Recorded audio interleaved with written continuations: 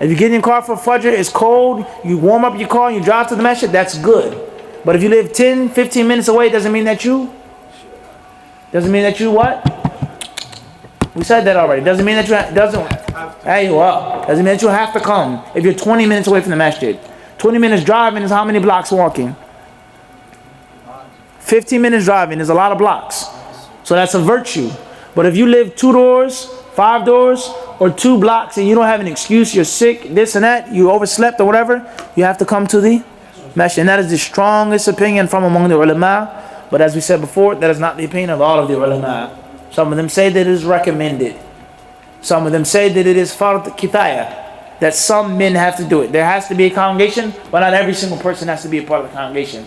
But the opinion that we see to be most valid and Allah knows best, based off of that verse, based off of that hadith, is that the congregational prayer is mandatory for those who have the ability to come. Wallahu a'lam. Any other questions before we stop? Yes, sir. Hold on. What about it? The question says the lihya, the beard, sunnah or wajib. We say both. It's both of them.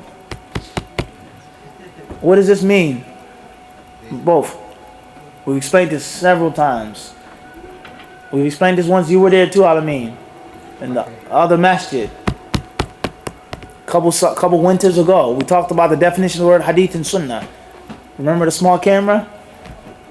With the metal stand? No. Okay, Tahir. I remember. Alhamdulillah. And you were there. You recorded it. Tahir. Anybody remember? We spoke about this in Masjid Ansar several times.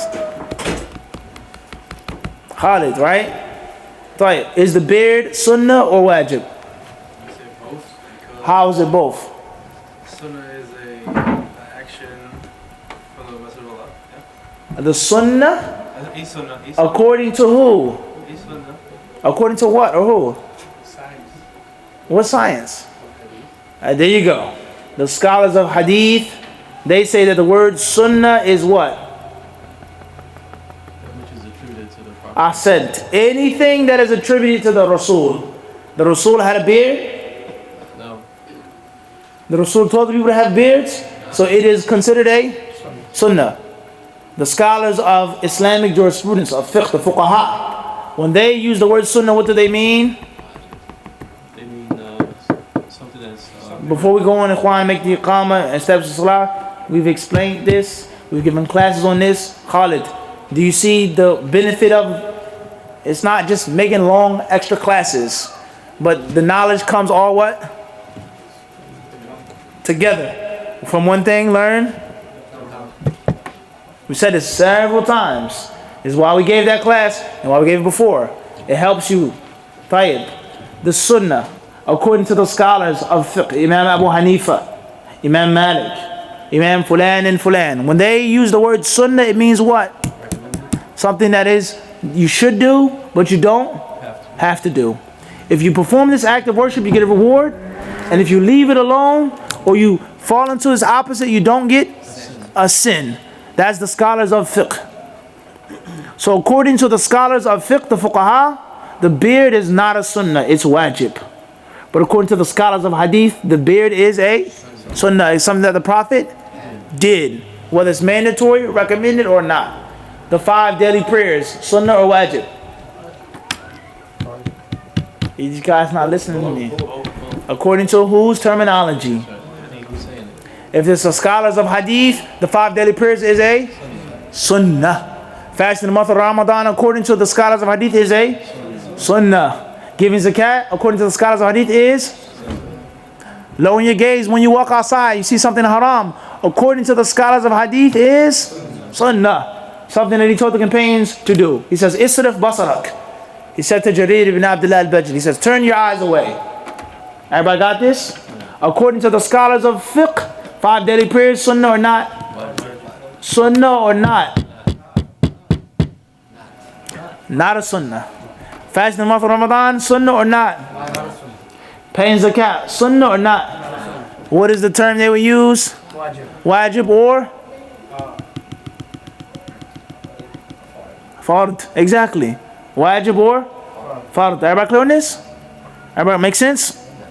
We've explained this several times. If you're confused, you got to go back to the old recordings in the classes. We've given a lot of efforts in this, well, alhamdulillah, in clarifying these things. Tayyib? So therefore, the beard, according to the scholars of hadith, is a sunnah and it is wajib. And what is correct is that a Muslim man is responsible for letting his beard grow. And the Muslim man should not shave or trim his beard. Okay? The ulama, the fuqaha of the past, the 4 imams and others, they had unanimous agreement that a man is not allowed to shave his face. That a man is not allowed to shave his face. I didn't say trimming. I said what? Shaving. The correct opinion and the most strong view is that a Muslim man should not trim and touch up his beard unless it pertains to the... Come here, Sheikh, please. I need you to come. I need you to come, yeah. We didn't see. Seeing is better. Now, I need you to come, Sheikh. Right here. Got to grow my own. It's not as good. So, yeah, now, we have several issues now. The first issue is very, very important, Ikhwan. The first issue is what? Is to take what? Razor blade. To do what? Haram. No doubt about that. The next issue is what? Take the clippers or the scissors and trim up and shape up. We say no. Haram as well. The third issue is to take the hair that exceeds the fistful. We say many of the ulama of the companions and the tabi'een, they did that. Many of them did that. Okay? The ulama unanimously agree of the past that it's haram to shave. Some of them may have said perhaps you can trim. But none of them of the past, I quote this word, I mean, you're my witness. I said what? Of the past is very important. Fuqaha today, from this university, from this people, this fatwa, this people, they say different things. We're not with that. We're with the old school. We're what? Hey, well, the ulama of the past. They said haram to shave. There's some scholars who say you can shave your beard. It's just a practice of the Arabs. They're ignorant. We don't concern ourselves with what they say. We deal with the ulama of the past, when Islam was strong and thriving, before there was colonies, before the British and the French and the Germans took over the Muslim lands and brainwashed them. It's very important for us to understand this. Ulama of the what? Of the past. When the Muslims were strong. When the Muslims were strong. Politically, economically, militarily strong. When the Muslims were independent. And now when the Muslims were followers and tag-alongs of the Europeans. It's very important to understand history and fiqh go hand in hand. Clear? So therefore, we say what? It is haram to shave the beard. It is haram to trim the beard. The only thing which could be permissible, according to our humble opinion, is what? Is the qabda. Is doing what? Doing this. And the dalil for this is what the Prophet ﷺ said in several authentic traditions. Leave the beard, trim the mustache. Let the beard grow long, be different than the mushrikeen. Okay, Zayd ibn Arqam radiallahu anhu narrated, the Prophet ﷺ said, "Man lam ya'khudh min sharibihi falaysa minna." He says, those who do not trim their mustaches are not from us. Those who don't trim their mustaches are what? Not from us. He didn't say the beard. He said the mustache. The mustache should be trimmed. The beard should not be trimmed. So the companions of the Prophet ﷺ, such as Abu Hurairah, such as Abdullah ibn Umar, such as Jabir ibn Abdullah, and many of them, they all narrated that the Prophet ﷺ said, leave the beard. So therefore, the most correct view, according to the sunnah of the Prophet ﷺ, is that the beard should be left. The only thing which is strong, valid, dalil for differing over is the concept of trimming past the fistful. Should it be long like that? Should it be long like this? Or should it be trimmed with the fist? As for shaving it, trimming it up, lining it up, goatee, mustache, it's haram. And the proof that it's haram is the dalil that we've just mentioned of the Prophet alayhi salatu wasalam. And Allah subhanahu wa ta'ala knows best. The concept of the beard is a very controversial, sensitive topic. And there's a reason why. I know brothers want to pray. I know you want to stop, make the iqamah, so on and so forth. But it's very important. The beard is not the entire religion, as some people think. The beard is from the religion, not like other people's misunderstand. But the beard is very extremely significant to the Muslim man. And the non-Muslims have given a great deal of time, energy, efforts, and wealth to getting the Muslims to think that the beard is not important. And it's extra for those who are religious and so on. And so, or some say it's an Arab custom. I heard ulama, big ulama say this on TV. This is a custom of the Arabs. They only said that after the European people took over their lands, took over their minds, took over their wealth, and got them to think that their culture was nasty, was dirty, barbaric, was old and in the past. And clean, hygienic, modern is to have a clean-shaven face. This is what most Muslim men unfortunately think and feel today, and there's a reason why. The beard has a great significance in al-Islam. And I'll leave you with just one issue, just one point. There are many, many other points, but just one thing. And this is something that Shaykh Uthaymeen rahimahullah mentioned. He says from the things that prove the significance of the beard to the Muslim man is that when you shave your face, you go out the next morning and you show the entire world the disobedience that you made to Allah subhanahu wa ta'ala. And that isn't like too many other sins. Last night I drank, you don't know that I drank alcohol. I'm sober. Last night I made zina, I hid it from the people's eyes. Last night I sold drugs, I ate riba, you don't know. But everybody knows and sees my face when I come with a clean shaven face in the masjid.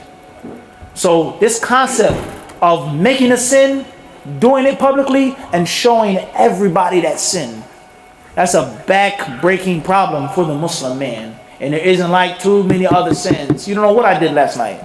My face is shaven, it's clear. I disobeyed the Prophet ﷺ. So that right there is more than enough to show you how serious the concept of the beard is. The other problems, the other issues, imitating the women, destroying the Lord's creation, being disrespectful to Allah's gift, the list goes on of problems that come from shaving the beard. There lies no doubt those who trim the beard are not like those who shave the beard. There's no doubt about that. There lies no doubt those who shave their beards and they say, I know I'm wrong, I'm weak, or my job, so on and so forth, are not like those who say, it's okay, it's all right, I don't have to have a big beard on my face, I'm not an Arabian person, so on and so forth. There's levels. What is important is for the Muslim to realize that his enemy from among the kuffar does not waste time, does not waste efforts in fighting you. If they can't fight you physically, they will fight you mentally, psychologically, and they'll get you to do away with your Islamic values. So we have to be very careful. And Allah subhanahu wa ta'ala knows best. And the only reason why I gave this lengthy answer is because I said what? There are many people who are confused from learned and from those who aren't learned with regards to the beard. Some people go extreme and some people are totally lax. The best is the wasat, the guidance. Muhammad had a beard. He told the people to have the beards. Khalas. That's all you need. Muhammad, who could be more handsome than the Prophet? Who could be cleaner than the Prophet? Who could be more hygienic than the Prophet? Muhammad had a full beard, so much so that when he recited the salah, they saw his hair moving. If the Prophet sat in front of you, would you sit in front of him and you have a clean shaven face? Would you want that? Would you want a prophet of the picture? A picture of the Prophet and a picture of you, like night and day? Would you want that? You would try to imitate the Prophet as much as possible, inside and outside. This is very important for us to understand this, and Allah subhanahu wa ta'ala surely knows best.